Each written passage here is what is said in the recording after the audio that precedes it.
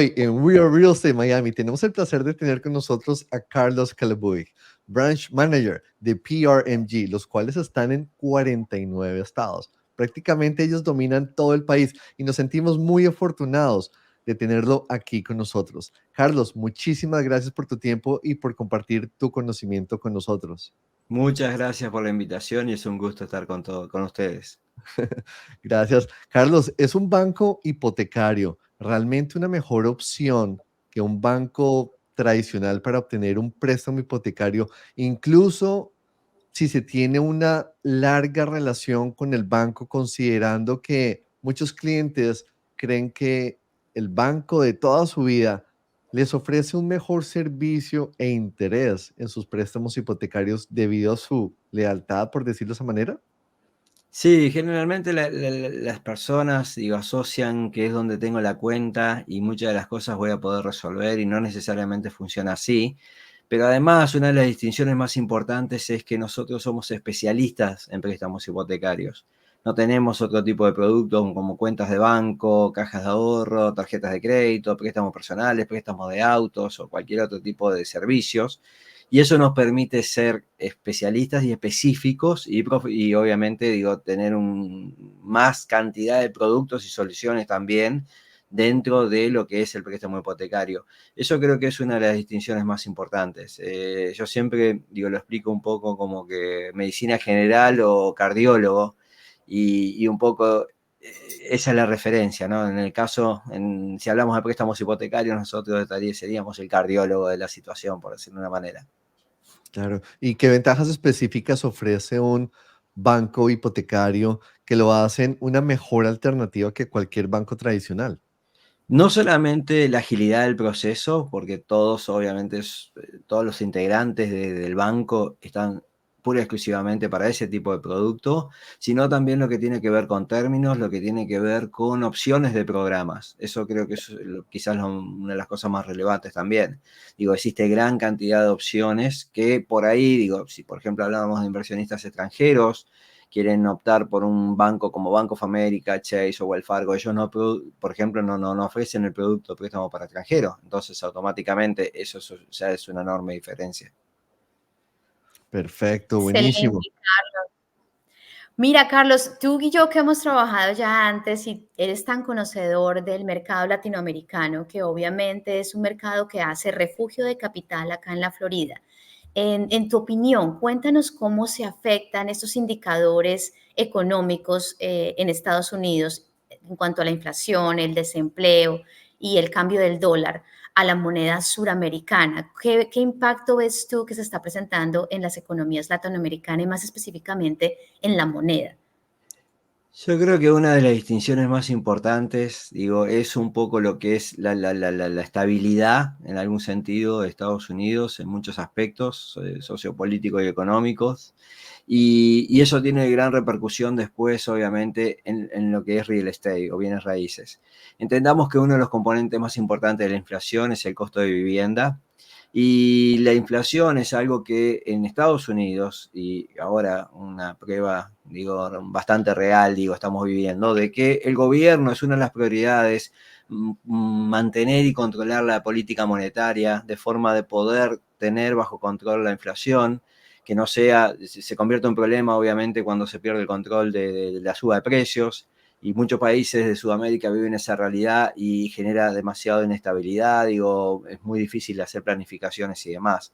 En cuanto al desempleo, el desempleo, obviamente que cuanto menos desempleo hay, mejor es, sobre todo si hablamos de los inversionistas extranjeros, porque es una forma de asegurar que obviamente hay más gente empleada y por lo tanto, todos estarían en condiciones de cubrir y pagar sin problema las rentas y los alquileres. Y en cuanto a lo que tiene que ver con la moneda, el dólar es la moneda fuerte, si lo comparamos obviamente en el escenario internacional, y eso definitivamente siempre oficia en cierta medida como garantía. Esos tres elementos, y hay algunos más que hay que tomar muy en cuenta también, más allá de estos tres que mencionamos, ¿no? Como por ejemplo puede ser la parte de población, donde Estados Unidos ahí es fuertísimo, en algún sentido, porque constantemente creciendo, y como al final del día bienes raíces resuelve una de las dos necesidades más importantes de cualquier ser humano, que vamos a decir es alimento y vivienda es bienes raíces, digo, es un factor clave también a tener en cuenta. Claro, obviamente con todo este movimiento que está pasando en Sudamérica, cambios de presidentes, nuevas elecciones y unas tendencias políticas que pues tienden a ser más de izquierdistas, ¿cierto? Más populistas. Estamos viendo un auge bastante grande de inversionistas llegando a ser refugio de patrimonio masivo y lo vamos viendo en diferentes países, ¿no? Digamos que ese miedo a las estrategias políticas que se puedan seguir y las estrategias de gobierno regional han sido un fuerte impacto para el incremento de la finca raíz en el sur de la Florida. En tu opinión, ¿cómo los países podrían mitigar ese efecto negativo de esos indicadores en cuanto a la moneda latinoamericana? ¿Cómo sería una forma para una persona protegerse? La parte creo que más relevante y donde se va a hacer la diferencia es dónde voy a invertir. Digo, y ahí es donde muchas veces uno tiene que optar por inversiones a larga distancia, como por ejemplo vivo en Colombia o vivo en Argentina. Ok, digo, ¿qué significa invertir en Estados Unidos? ¿Por qué invertir en Estados Unidos? Y creo que la forma de mitigar un poco la situación es definitivamente mirar lugares para invertir, donde esté mi capital, esté seguro, donde tenga cierto grado de estabilidad, porque la parte económica, digo, la economía del país, es una parte clave de cualquier país. No es lo mismo invertir en países que obviamente ya tienen récord y están demostrando constantemente con la estabilidad económica y que todo es muy visible y muy transparente en cuanto a la información se refiere, a otro tipo de economías que no sean tan estables. Y eso creo que es relevante. Excelente. Bueno, y ya entrando de pronto un poco, Carlos, en lo que nos atañe, que es, bueno, ¿y qué necesita un inversionista? ¿Cómo un inversionista puede comenzar a acceder a estos préstamos que tú ofreces? ¿Qué tantos documentos necesita nuestros clientes para otorgar el préstamo? En términos generales, son 7, si queremos llamarlo de alguna manera, o dejarlos específicos en cuanto a una lista se refiere. Y puedo mencionar, por ejemplo, visa, pasaporte, una carta de referencia financiera que no necesita ser de crédito, puede ser de banco. Después, generalmente compran a nivel de una LLC o una sociedad de responsabilidad limitada, entonces los documentos correspondientes a ese tipo de persona jurídica, lo que tiene que ver con un recibo constancia de domicilio, que es un recibo de electricidad, consumo de electricidad, agua o cualquier otro tipo de servicio. Y después lo más por ahí que tienen más relevancia son una certificación de ingresos, que en este caso, por ejemplo, se pediría los ingresos del 2022, 2023 y lo que va del 2024. Y los dos últimos estados de cuenta de banco, donde se va a ver un poco el dinero que es necesario para la entrega inicial, el gasto de cierre y la reserva, que son los 3 componentes de dinero, digo, dentro de vamos a decir, del análisis, aunque 2 de ellos se van a usar en la transacción, como es la entrega inicial y el gasto de cierre, y después la reserva es simplemente, digo, para mostrar la liquidez y después de cerrar no queda afectada y pueden utilizarla en lo que quieran. Los extranjeros en general se sorprenden muchísimo, digo, que la facilidad que existe en Estados Unidos para los préstamos para extranjeros, y eso realmente es una ventaja enorme. ¿Y de qué manera las tasas de interés hipotecario han experimentado cambios a lo largo del tiempo, Carlos? Y también, ¿qué factores crees tú que han influido en estas variaciones? Específicamente, prácticamente, ¿cómo han fluctuado las tasas de interés en diferentes periodos históricos? Bueno, la tasa de interés más baja de toda la historia de Estados Unidos la tuvimos en la época de post-COVID, digo, el 2020, marzo 2020 declarado COVID en Estados Unidos, la afectación de COVID, y en finales del 2020, principio del 2021 es la tasa más baja de toda la historia de Estados Unidos. Después, por otro lado, está lo que tiene que ver, por ejemplo, en los años 80, que llegó a ser el 18.45. La tasa de interés responde a varios factores, pero definitivamente, digo, la política monetaria que maneja el gobierno es un poco la dirección, digo, lo que le va a dar la dirección un poco a la tasa de interés, además de otros factores de macro y microeconomía, Digo, pero en esencia, bueno, lo mismo. Tenemos historias de diferentes tipos de tasas de intereses, digo, y la más alta, por ejemplo, como mencionaba anterior, en los años 80, llegando hasta el 18,45, por ejemplo. Wow, entonces vemos que realmente históricamente hay comportamientos diferentes y están guiados completamente por la política monetaria central del banco, intentando obviamente hacer un control de inflación y de la tasa de desempleo. Pues como nos has explicado, es supremamente importante ver la correlación que existen entre los factores microeconómicos y macroeconómicos de la economía. Y ahora que estamos hablando de tasas, tú que eres el súper experto, cuéntanos un poco y cuéntale un poco a la audiencia. ¿Qué tipo de tasas tenemos en este momento? O sea, ¿qué tasas podría adquirir, digamos, hipotecarias en este momento un prestamista internacional y de pronto uno local también? ¿Y qué tipo de asistencias y beneficios se pueden ofrecer a clientes que son residentes del país? Ok, digo, la tasa de interés en el momento para extranjeros, la más baja que se conoce es el 6%, que es una tasa excelente, de hecho es más baja que inclusive para los domésticos. En el average, generalmente, digo, obviamente hay algunas particularidades y caso por caso para llegar a ese tipo de tasa de interés, pero la tasa de interés más promedio dentro de esa opción de programa, por ejemplo, se maneja entre 6,5 y 6,7, que sigue siendo fenomenal. La parte interesante es que, por ejemplo, si lo comparamos con lo que puede lograr un residente o ciudadano de Estados Unidos, hoy una tasa de interés en Estados Unidos para un local está alrededor del 6,7, 6,9. Y eso porque ahora inclusive tuvimos una baja, porque digo, veníamos finalizando el año con una tasa de interés que estaba prácticamente 7 alto, casi 8 en algún caso. Entonces, definitivamente la tasa de interés para extranjeros y este programa en específico es una excelente opción, digo, de conseguir dinero a bajo costo y sobre todo poderlo usar como el préstamo, más allá que de los términos, es el porqué del préstamo, en algún sentido, lo que realmente me produce el poder comprar con financiamiento. Más allá de que por ahí muchos de los compradores extranjeros no están acostumbrados a la operativa de préstamo y cuando lo primero que tienen al tener un préstamo es cuando lo puedo pagar lo antes posible o inclusive mejor no tener préstamo, es porque quizás no entienden realmente lo que significa el apalancamiento y las ventajas que da en la transacción y a nivel de crecimiento de retorno y patrimonio. Y eso es, creo que un poco, digo, la parte más relevante, más allá de los términos, más allá de la tasa de interés, es el porqué, digo, que después eventualmente, seguramente en una futura episodio, Charla. exacto, en una futura charla, digo, vamos a poder entrar un poquito más en eso porque es más importante el porqué que después el cómo, digo, en algún sentido. Totalmente de Definit- acuerdo, Carlos. Para mi última pregunta, antes de ceder la palabra a Raúl, porque si no aquí me regañan porque me tomo todas las preguntas yo.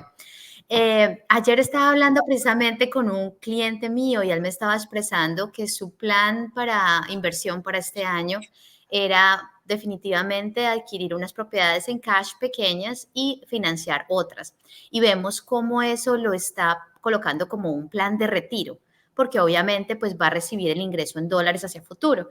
Y muchos clientes de los que tenemos tienen diferentes tipos de estrategias por las cuales están invirtiendo que adicional a hacer protección de patrimonio, también tienen otros efectos de manejo de cash flow, de manejo de efectivo y pues de crecimiento de patrimonio, ¿no? Cada persona tiene su propia, digamos, lineamiento.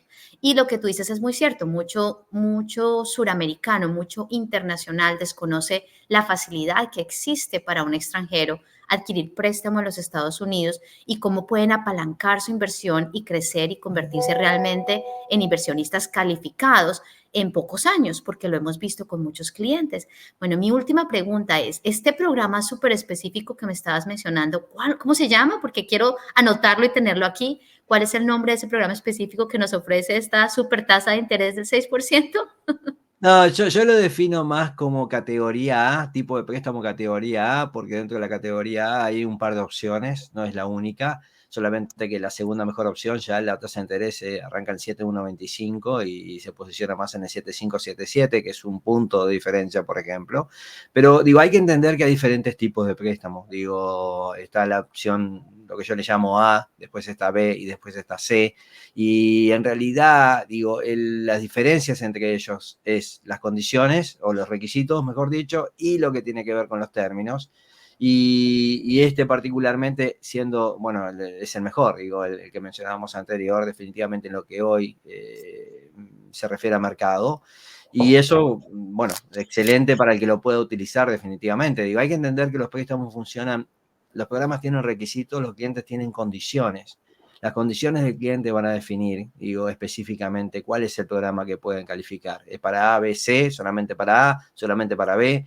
La idea es tratar del trabajo nuestro, en definitiva, es responderle al cliente, ¿califica o no califica? Si califica, ¿para qué monto máximo, qué tipo de programa? Y si no califica, ¿por qué?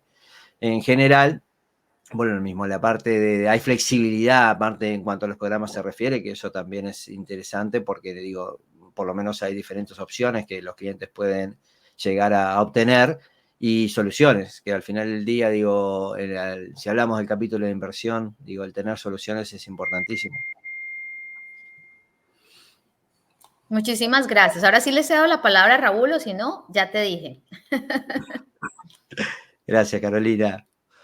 Y cuéntame, ¿existen programas específicos que puedan satisfacer las necesidades de clientes de otras nacionalidades? Y esto toca lo que estaba mencionando Carolina, porque ayer también con conversaciones de alguien de Colombia estaba muy confundido, porque es increíble que la información o que las personas no tomen acción por falta de información.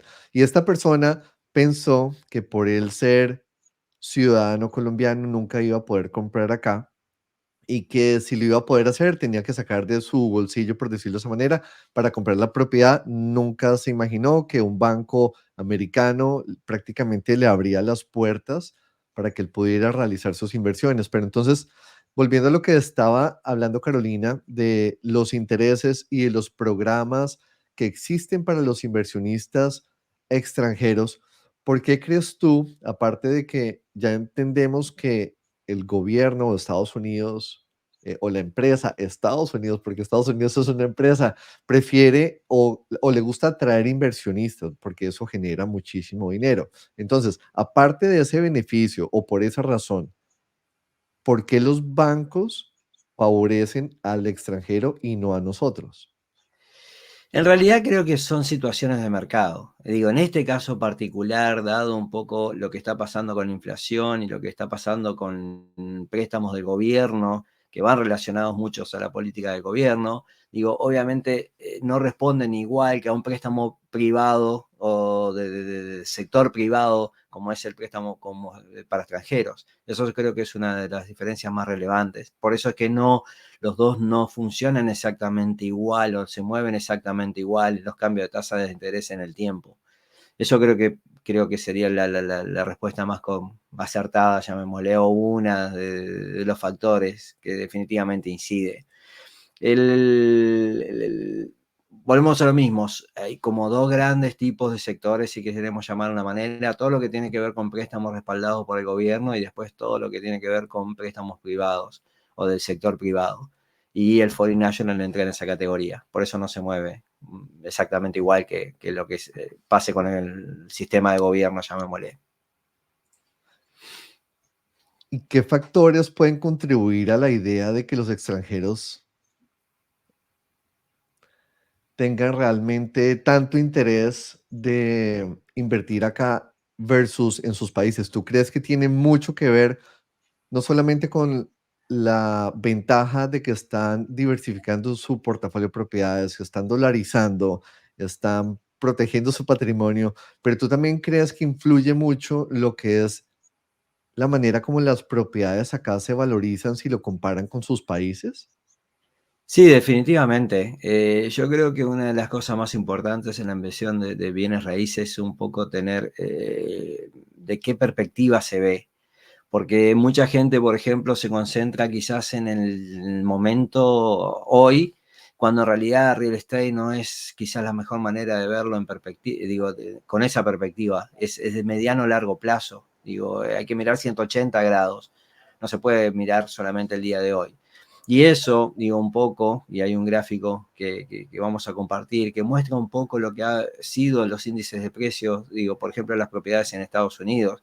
Yo creo que Estados Unidos, en cierta medida, combina varios factores de una manera que potencia, aparte de que Estados Unidos es extremadamente receptivo para los inversionistas en general, entendamos que es un país capitalista, digo, por esencia, y definitivamente una de las cosas más importantes es que el sector, por ejemplo, el invertir en real estate tiene, vamos a decir, le reconocen beneficios, hasta fiscales, porque justamente el invertir en real estate no solamente está resolviendo viviendas, sino que está generando empleos. Y entonces el invertir en real estate, por punto de vista de los clientes, ya entran en esa categoría de excepciones especiales o bonificaciones a nivel fiscal, que es una ventaja definitivamente a sumar y a considerar. Pero además de eso, vuelvo a lo mismo, está la combinación de elementos, como lo que tiene que ver con población, como lo que tiene que ver con el hecho de la transparencia que hay en la información, la transparencia que hay en los datos, como por ejemplo muestra este gráfico claramente los índices de precios, digo, de lo que pasa con las propiedades y cómo se mueven en el tiempo. Y cuando uno básicamente tiene la posibilidad de analizar los últimos 60, 70, 80 años, es otra perspectiva, otra posibilidad de ver los números de la forma que realmente corresponde, digo, en real estate, que es de mediano a largo plazo. Real estate no necesariamente es un vehículo para hacer dinero de un día al otro. Digo, no se trata de medirle el tiempo al mercado, sino estar tiempo en el mercado. Son factores que hay que entender el tipo de activo y entendamos que el tipo de activo bienes raíces en Estados Unidos es el vehículo número 1 elegido por todos los americanos. Entonces, digo, tiene que haber un porqué de eso, ¿no? ¿Verdad? Digo, y tiene que ver mucho con todas las condiciones, los pros y también, ¿por qué no?, las contras, porque hay que entenderlas también, de lo que puede ser el activo llamado bienes raíces y cómo realmente funciona además en Estados Unidos. Esa es la parte que creo que el inversionista extranjero, digo, y constantemente nosotros estamos tratando de informar y educar, porque tienen que conocer un poco lo que representa y las ventajas que tiene, más allá de no solamente de lo económico, sino de lo punto de vista legal también.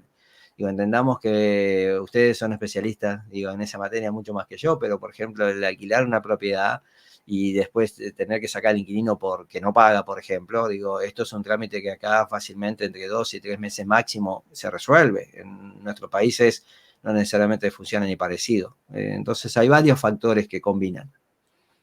Lo más Excelente. increíble, lo más increíble es que si vemos esta gráfica y analizamos desde 1960 hasta prácticamente el 2005, que es donde la curva siempre fue hacia arriba, solamente en el lapso después del 2012 hasta hoy, o sea, es prácticamente, o sea, como si hubiera cogido un cohete y se disparó. El crecimiento es súper rápido y afortunada o desafortunadamente para muchos, dependiendo de qué lado de la ecuación esté uno, es muy favorable ver cómo las propiedades están subiendo tan rápido valor y lo que estamos viendo es que no hay señales de que por lo menos aquí en el mercado local esa línea vaya hacia abajo por la oferta y la demanda, obviamente. Y sí, el país y el planeta entero está en crisis horrible, pero vivimos en el mejor lugar definitivamente y todo el mundo se dio cuenta de la Florida. Entonces, la oferta y la demanda es lo que mantiene los precios arriba. Sí, para explicar un poco el gráfico, digo, vamos a decir, cuando se ve la baja alrededor del 2009, en realidad, cuando hubo un poco, nos vimos afectados por la crisis hipotecaria, digo, para que vuelva a pasar algo similar, tiene que pasar 300 años y todo el mundo olvidarse de lo que pasó, digo, más o menos, porque, digo, en realidad se violaron todas las leyes, entre ellas la financiera, ¿no?, el número 1, que era capacidad de repago.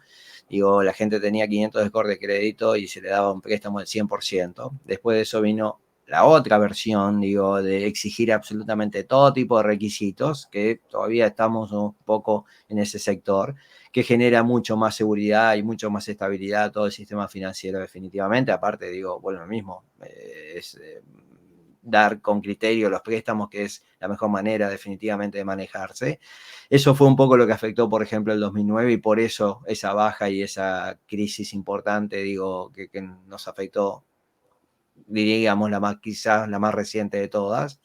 Y después, digo, obviamente en otro capítulo totalmente diferente, COVID, ¿no? Que es uno de los 2 eventos más importantes de la humanidad.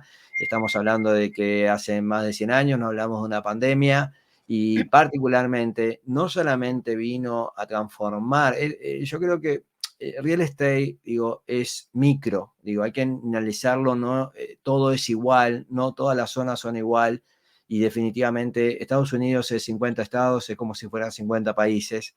Digo, y en algún sentido hay que entender que la parte, cualquier bien se maneja al final, la definición de precios es oferta y demanda. Y COVID, digo, no solamente vino a transformar, digo, el tema de salud, entre otros, definitivamente, sino también un poco la parte económica y la parte mental y la parte de relocalizar gente.